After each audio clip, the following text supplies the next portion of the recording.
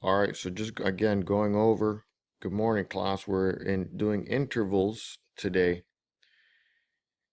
And the interval is the distance between two pitches. It's the way that we measure the distance between two pitches. Okay. We saw on the board the half step, or when you're going from C to C sharp on the keyboard, we say in music we're going up a half step or a semitone. We see here on the interval notation, if you're on Canvas, intervals are named from 0 to 8 in relation to the distance between pitches. Each interval has a specific name, notation, sound, and abbreviation. The intervals you'll study in this lesson are as follows: unison, second, third, fourth, fifth, a sixth, seventh, and a perfect octave.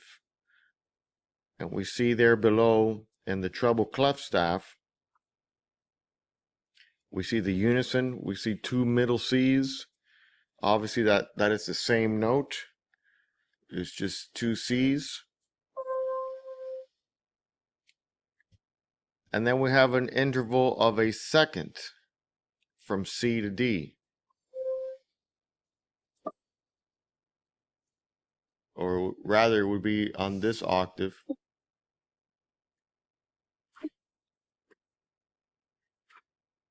Next, in measure 3, we have an interval of a third from C to E.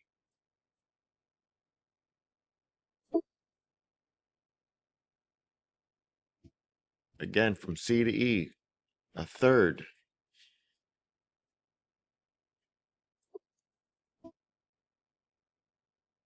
Then we have from C to F. We call that a perfect fourth. Okay, listen to how that interval sounds. We also call that the Here Comes the Bride interval because of the song Here Comes the Bride. It's the first two notes to that song. Here comes.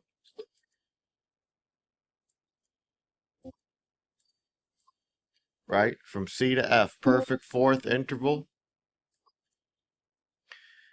Next, we have a perfect fifth. And in music, the way you identify it and you could remember it is the Star Wars intervals, the first two notes in the Star Wars theme.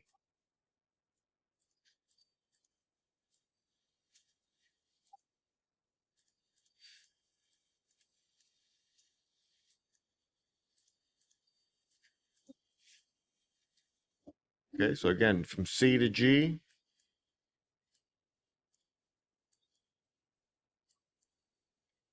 Perfect fifth. From C to A, we have a major six. A major six, we call. And we call this the NBC interval because we all know that the little three notes to the slogan for NBC. NBC. Okay. Of course, when you go to the F, you'll have those three notes. But from C to A, we have a major six. From C to B, we call that a seventh or a major seventh. C to B. And again, we're calling them, they get their numerical name. Why? Because from C to D, we have two notes, so we call that a second. From C to E, in the C major scale, when we have a C major scale, right, from C to C.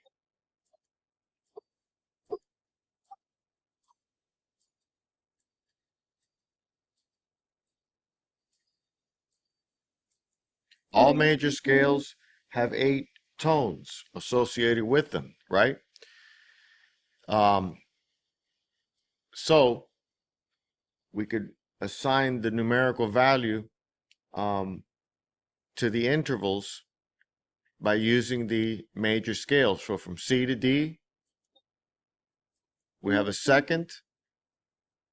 That's how we get from C to E. We have a third. It's the third note of the scale. We have a fourth here. It's the fourth note of the scale. C to G, we have a fifth. C to A, we have a sixth. 2, 3, 4, 5, 6. There's our seventh. And then 1, 2, 3, 4, 5, 6, 7, 8. We have our perfect octave. Okay, which is what? Double the frequency than the C below it, right? We have this C here, which is occurring at a specific frequency, right? And the Pythagoras, with the Pythagorean, not the Pythagorean theorem, but the Pythagoras that came up with the Pythagorean theorem that you study about in math class, he's the one that also came up with these interval system and this perfect octave. If you cut a string right in half and press a string like on a guitar, it's going to give you a perfect octave. It's going to give you the same note name but a different frequency. Okay, it's at a higher pitch.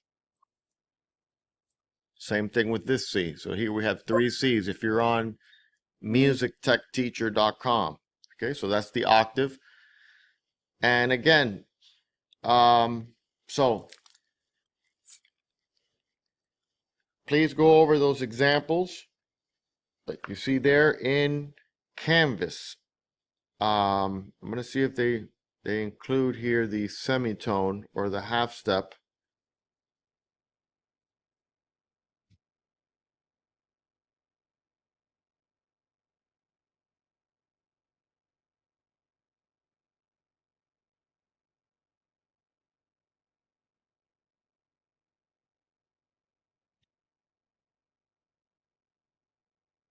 All right, folks, please don't forget to subscribe to the channel, to my YouTube class channel, Whitten Rogers Music Tech and Civics Academy. Please like the channel, that helps the logarithms. And I'll see you guys until the next time. All right, have a great day.